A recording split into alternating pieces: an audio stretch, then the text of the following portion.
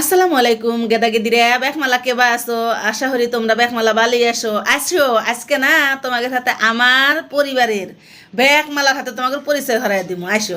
আমি তো সবসময় তোমরা আমার পেজে আমার ভিডিও দেখো, তাই না? আমার কথা হনো, আমার ছবি দেখো, আমি যা কই তাই হনো। আজকে আমার পরিবারের লোকজন দেখামো, বুঝছো? এই যে আমার হাতে একটা কেক দেখতেছো, এই কেকটা দেখেই বুঝতেছো কোন অনুষ্ঠান ছাড়া তো আর আমরা কেক আনি না। এটা হচ্ছে আমার ভাইয়ের ছেলের জন্মদিন।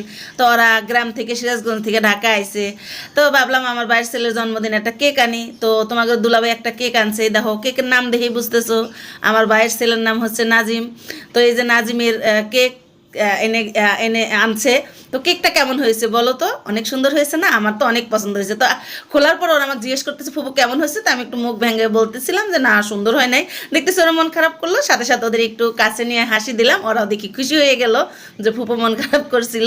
তো যাই হোক, আমার ভাইয়ের 3 বাচ্চা, 2 মেয়ে 1 ছেলে। এই যে আমার ভাই, আমার ভাইয়ের শাশুড়ি, আমার ছোট ভাই, 2 ভাই আমার সাথে আছে আলহামদুলিল্লাহ। মেজো ভাইটা আসতে পারে নাই যেহেতু চাকরি করে দূরে থাকে। তো এই তো আমি কেকটা নিয়ে একটু ওদের দেখাচ্ছিলাম, আমি একটু ভিডিও করে নিলাম। কেকটা কিন্তু সত্যি অনেক সুন্দর, অনেক দেখতে অনেক ভালো লাগতেছে। আর এটা হচ্ছে আমাদের আর্মি এসটির স্পেশাল কেক, এটা অনেক মজা। আপনারা চাইলে এই কেকটা অর্ডার করে এখান থেকে নিতে পারবেন। আর এটা অনেক অনেক সফট থাকে ভিতরে, আপনারা অনেক দিন এটা বেশ ঘরে কয়েকদিন রেখে খেতে পারবেন। আর আমরা আসলে কেক মানে আমরা আর্মি এসটির কেক পছন্দ করি, কারণ এখানের কেক অর্ডার দিলে খুব ভালো পাওয়া যায়। তো আমরা যে কেকটা কেটে নিব, মোমবাতি জ্বালিয়ে নিলাম, সবাই মিলে একটু আনন্দ উল্লাস করলাম, একটু হাসাহাসি করলাম। এই যে আমার ছেলেও চলে আসছে, ও অফিসের কাজ করতে নিয়েছিল, তো ডাক দিলাম, তো আসছে লুঙ্গি পরে, ও আসলে বসেছিল কাজ করতেছিল।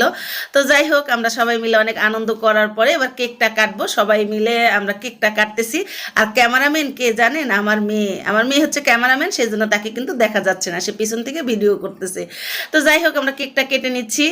আর বাচ্চাদের কিন্তু এটাই আনন্দ, তাই না? ওরা কিন্তু ছোটোখাটো একটা জিনিস দিয়ে যদি একটু ওদের উৎসাহ দেওয়া যায় তাহলে কিন্তু ওরা অনেক খুশি হয়।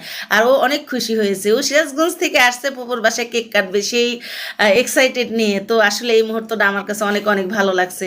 তো কেক কেটে দিল, ও কী করবে বুঝতেছে না। তো প্রথমে আমার মা খাওয়াই দিল, আমার ভাইকে খাওয়াই দিচ্ছে, ওদের সবাইকে ও একটু একটু করে খাওয়াই দিচ্ছে, যে আমার ছেলেকেও খাওয়াই দিচ্ছে।